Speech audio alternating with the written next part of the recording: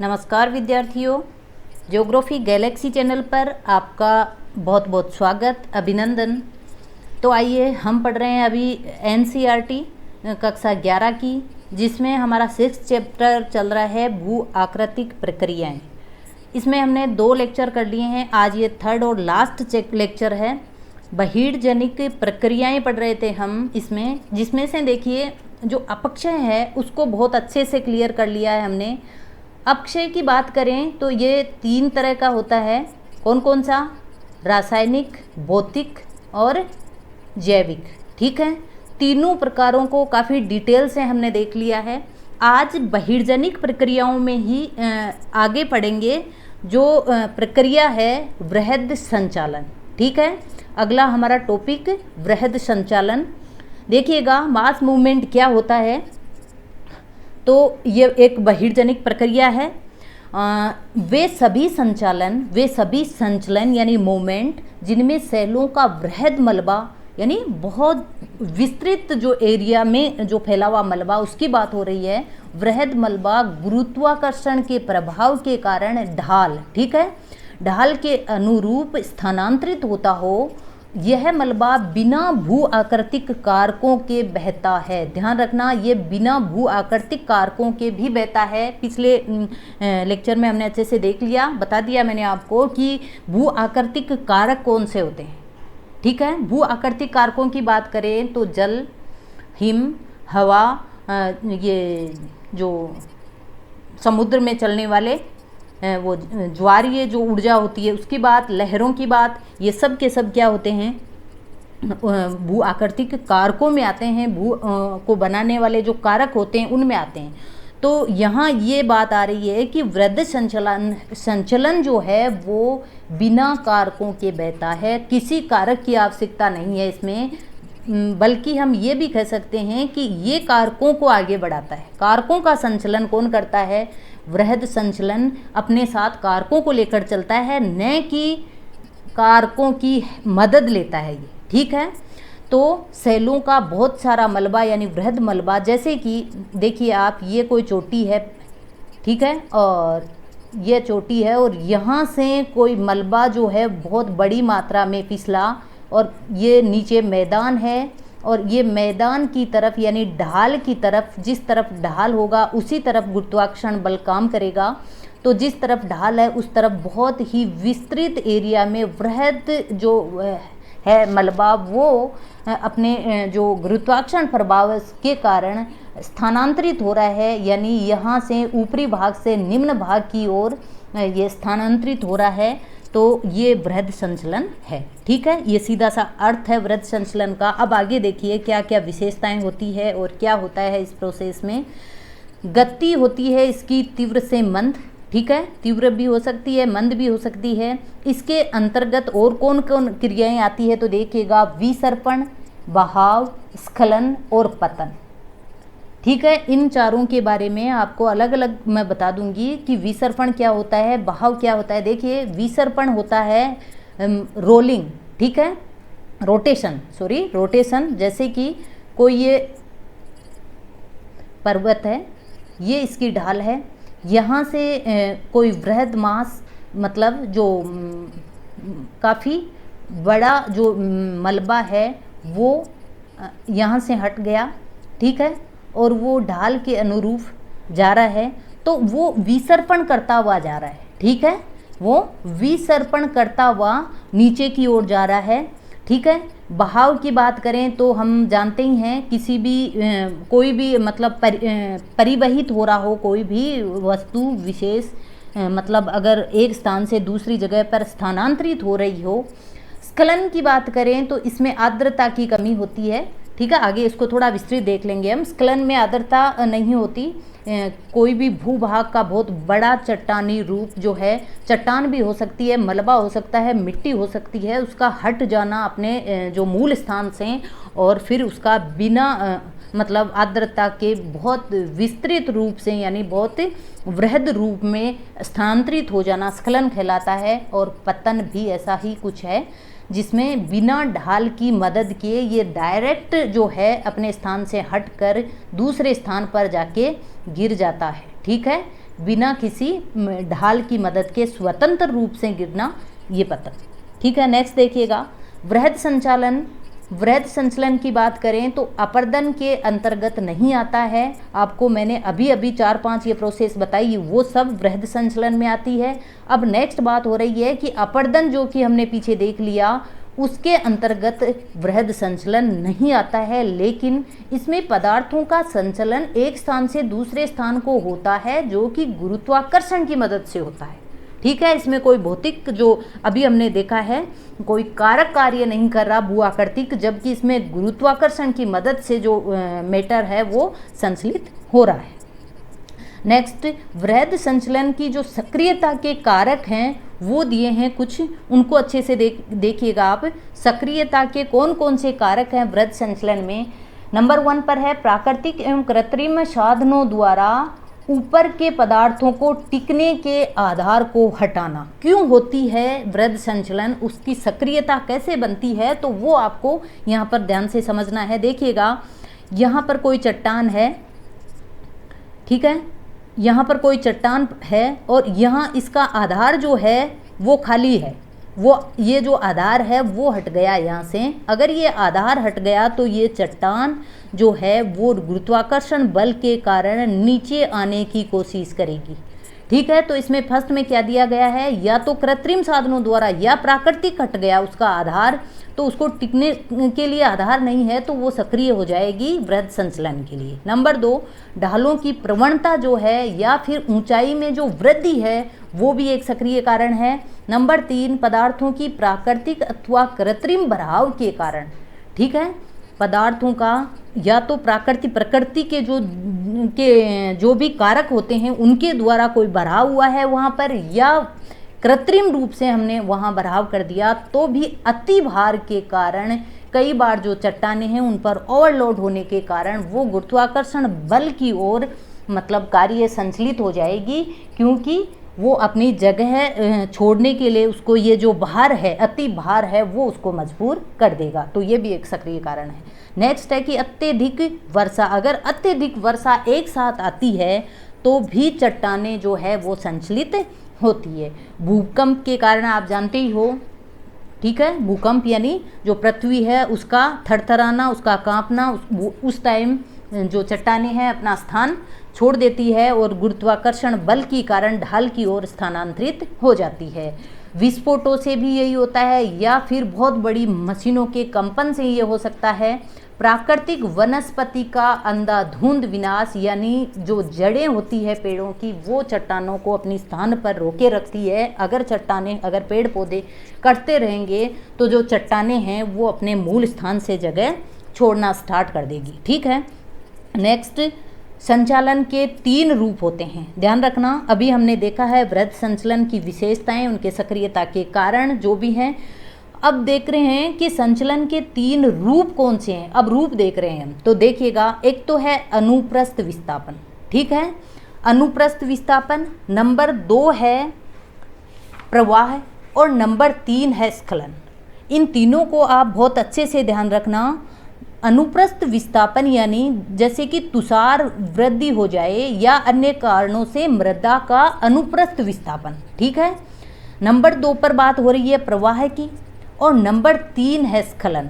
ठीक है, ये बातें हम कर चुके हैं। ये तीनों रूप है, आपके एग्जाम में क्वेश्चन आ सकता है चौथा कोई अलग डालकर कि संचलन का कौन सा रूप नहीं है, तो अनुप्रस्थ विस्थापन, प्रवाह और स्खलन, ये तीनों के तीनों संचलन के रूप हैं। नेक्स्ट, वृहद संचलन के 2 प्रमुख प्रकारों में वर्गीकृत किया गया है किसको, वृहद संचलन को। ठीक है, ये 2 प्रकार है। अभी हमने 3 रूप देखे, अब 2 प्रकारों में विभाजित किया है वृहद संचलन को। कौन कौन सा, मंद संचलन और तीव्र संचलन। ठीक है, यहाँ से क्वेश्चन उठते हैं कि कौन सी प्रक्रिया मंद संचलन में आती है और कौन सी तीव्र में आती है, तो ध्यान देना। अब बात करेंगे सबसे पहले हम मंद संचलन की। ठीक है, मंद संचलन की बात करेंगे तो मंद संचलन यानी पदार्थों का संचलन अत्यधिक मंद हो, जिसमें आभास करना भी मुश्किल हो जाए। ठीक है, उसमें हम पता भी नहीं लगा सकते कि अमुक स्थान से ये जो भूभाग है वो अपनी जगह से संचलित है, उसका पता भी नहीं लगता। कई बार आपने देखा होगा ये डायरेक्ट एनसीईआरटी में आपके एग्जाम्पल मेंशन किया हुआ है कि हम देखते हैं कि कई बार जो ये टेलीफोन वगैरह के जो खंभे होते हैं, ठीक है, या फिर बाड़बंदी करते टाइम कोई पुराना खंभा गड़ा हुआ है और वो धीरे धीरे कई सालों बाद में हमें लगता है कि वो एक साइड में टेढ़ा होता जा रहा है या खंभा काफ़ी टेढ़ा हो गया है। बहुत जगह आपने देखा होगा, क्यों? वो इसी का एग्जाम्पल है, वहाँ मन संचलन हो रहा है, बाकी वो हमें दिख नहीं रहा। ठीक है, तो देखिएगा, सम्मिलित पदार्थों के आधार पर अनेक प्रकार के मंद विरूपण होते हैं, जैसे कि मिट्टी मंद विरूपण, टेलर मिट्टी, ये कोमा यहाँ नहीं है, ये पूरा का पूरा एक ही है, मिट्टी मंद विरूपण, टेलस मंद विरूपण, सैल हिमानी मंद विरूपण आदि। ठीक है, कौन कौन से हो गए, ध्यान देना। ये मंद विरूपण जो अभी आपको बताया है मैंने, मंद संचलन, उसी के अलग अलग रूप हो सकते हैं। मिट्टी मंद विरूपण हो सकता है, टेलस मंद विरूपण हो सकता है, सैल या फिर हिमानी मंद विरूपण हो सकता है। ठीक है, यानी मंद संचलन किसके साथ होता है? मिट्टी के साथ हो सकता है, बहुत बड़ी सैल के साथ हो सकता है, या फिर हिमानी के साथ हो सकता है, या टेलस के साथ हो सकता है। ठीक है, अब बात करेंगे हम तीव्र संचलन की। तीव्र संचलन की बात करें तो देखिएगा, गति जो होती है, ये विशेषताएं हैं इनकी, गति होती है काफ़ी तीव्र होती है। आर्द्र जलवायु प्रदेशों में ये घटना घटती है, ध्यान रखना।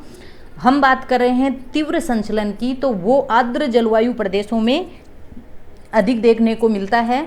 इसके भी 3 प्रकार होते हैं, तीव्र संचलन के 3 प्रकार हैं, वो देखेंगे हम। यहाँ से क्वेश्चन आता है आपके, देखिएगा, मृदा प्रवाह। सबसे पहले बात हो रही है मृदा प्रवाह की, तो संतृप्त जो चिकनी मिट्टी होती है या फिर गाद होती है, पहाड़ों के ढालों के सारे निम्नानुमुखी, ठीक है, निम्नानुमुखी संचलन को मृदा प्रवाह कहते हैं। ध्यान देना, संतृप्त चिकनी मिट्टी यानी पानी से काफ़ी भरी हुई जो चिकनी मिट्टी है, या तो वो या गाद आप जानते ही हो, तो वो सब का पहाड़ों के डालों के सारे निम्नानुमुखी, यानी जिस तरफ मैदान है उस तरफ उनका मतलब जो संचलन है उसको हम मृदा प्रवाह कह देते हैं। नेक्स्ट, कीचड़ प्रवाह। कीचड़ प्रवाह में आता है कि वनस्पति आवरण के अभाव और भारी वर्षा के कारण मोटे सेंस्तर जल से संतृप्त होकर घाटी के अंदर कीचड़ की नदी बहना, ठीक है, कीचड़ प्रवाह होता है। ऐसे प्रवाह हाल ही में उद्गठित ज्वालामुखियों के ढालों पर देखने को मिलते हैं। अभी हाल ही में जहाँ ज्वालामुखी उद्गठित हुए हैं वहाँ पर ये कीचड़ प्रवाह ज़्यादा देखने को मिलते हैं, जिसमें ज्वालामुखी राग, धूल और अन्य जो खंडित तत्व होते हैं वो भारी वर्षा के कारण कीचड़ में परिवर्तित हो जाते हैं, जो कि ढालों पर कीचड़ की नदी या जिह्वा, ठीक है, जिह्वा के रूप में ये प्रवाहित होते हैं। अब बात आ रही है मलबा अवधाव की, ठीक है, मलबा अवधाव है इसमें, तो इसको ध्यान से पढ़ना आप। ये वनस्पति आवरण युक्त और आर्द्र प्रदेशों की विशेषता है, इसको ध्यान रखना आप। किस कैटेगरी में आता है? ये तीव्र संचलन में है मलबा अवधाव, ये वनस्पति आवरण युक्त, ध्यान रखना, और आर्द्र प्रदेशों की विशेषता है, जो कि कीचड़ प्रवाह से बहुत तीव्रतर और हिम अवधाव के समान होती है। कीचड़ प्रवाह के बजाय ये काफ़ी तीव्र होती है। अब चर्चा करेंगे भूस्खलन की, ठीक है, भूस्खलन की बात करेंगे हम। तो भूस्खलन की बात की कुछ विशेषताएं देखिएगा। भूस्खलन में जो लैंड स्लाइड बोलते हैं इसको, ठीक है, लैंड स्लाइड, तो तीव्र और अवगम्य संचलन होता है इसमें, ठीक है। नंबर 2, स्खलित पदार्थ इसके शुष्क होते हैं। भूस्खलन में जो पदार्थ होते हैं जो संचलित होने वाले वो शुष्क होते हैं, ध्यान रखना। पदार्थों के संचलन के आधार पर स्खलन कई प्रकार के होते हैं।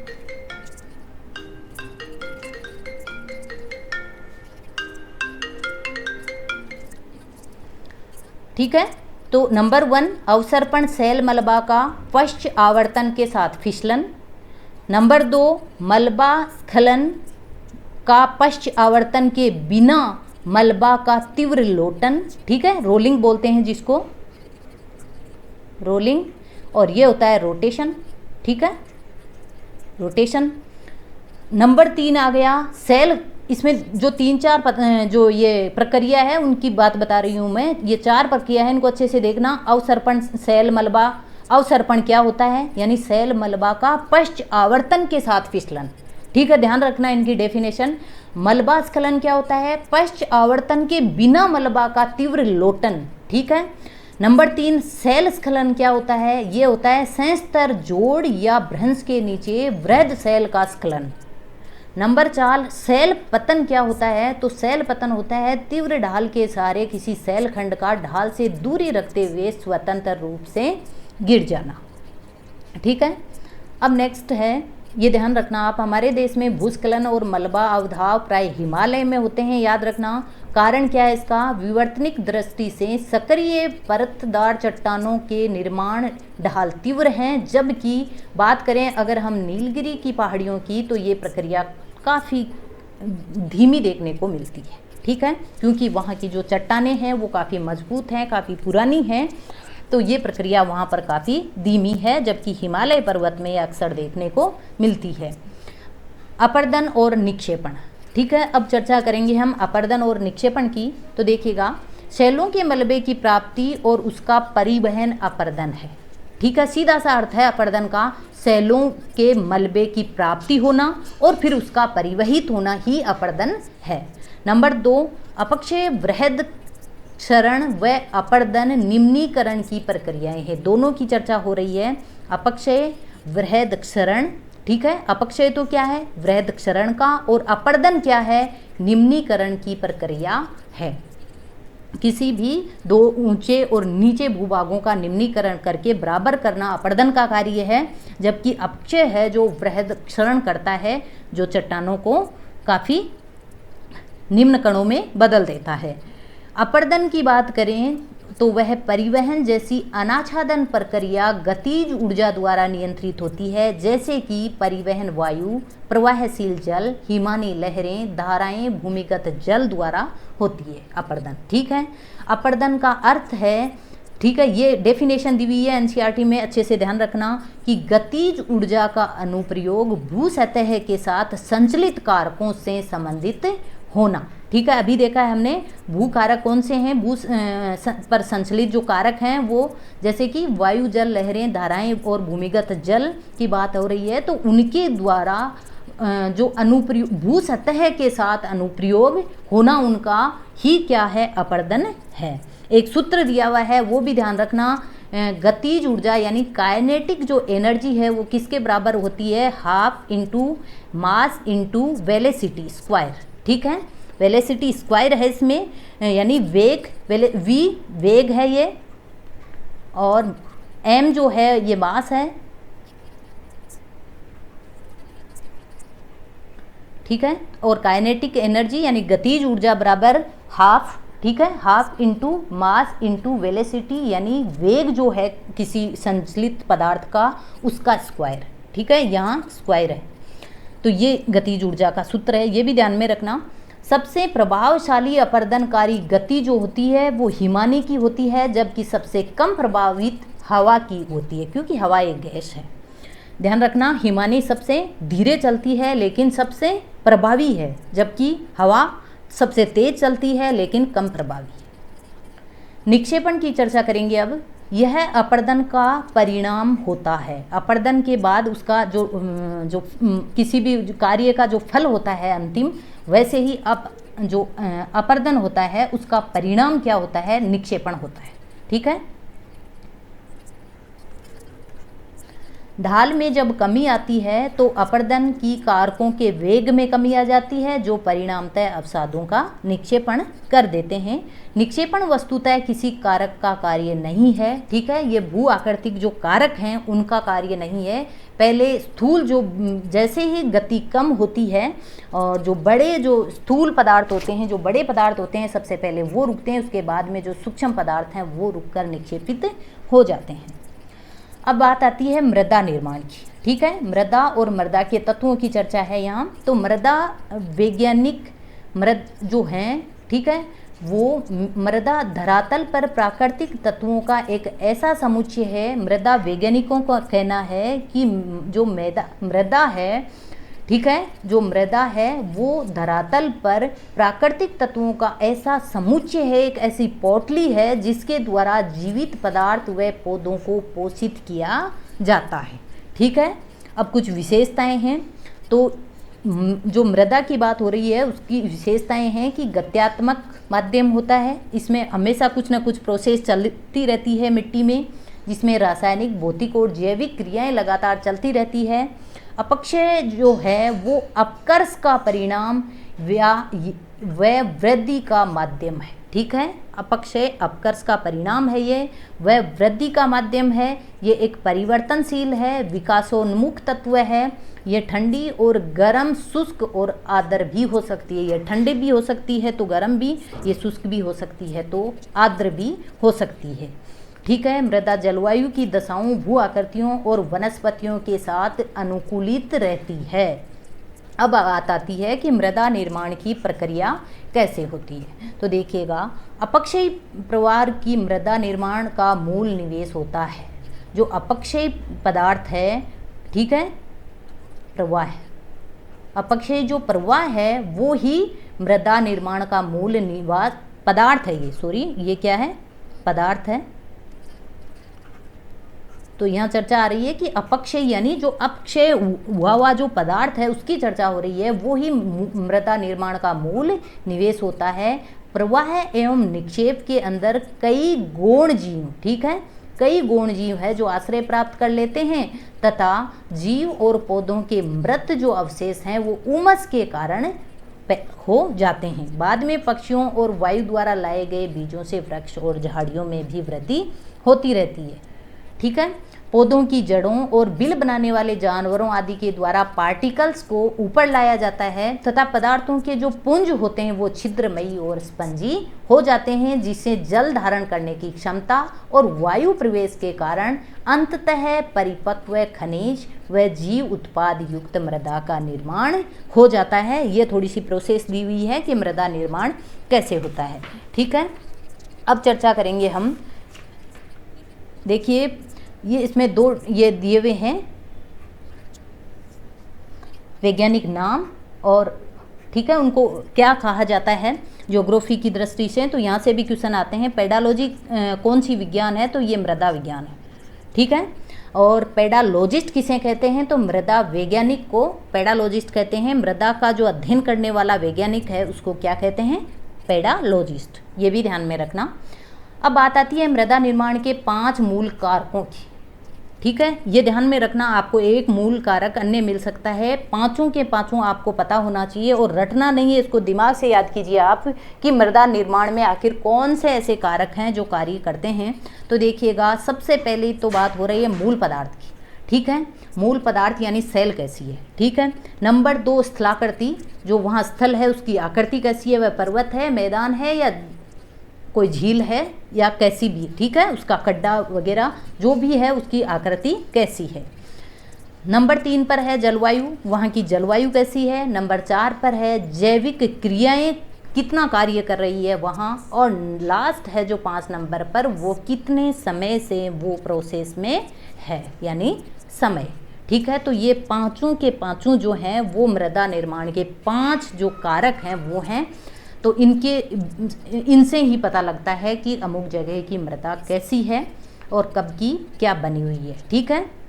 तो ये पांचों के पांचों कारक हैं, इसमें अच्छे से आप देख लीजिएगा। ये चैप्टर आज हमारा कंप्लीट होता है। अगले लेक्चर में इसके एक क्वेश्चन देख लेंगे हम और फिर आगे बढ़ जाएंगे। तो आज इतना ही। जय हिंद, जय भारत।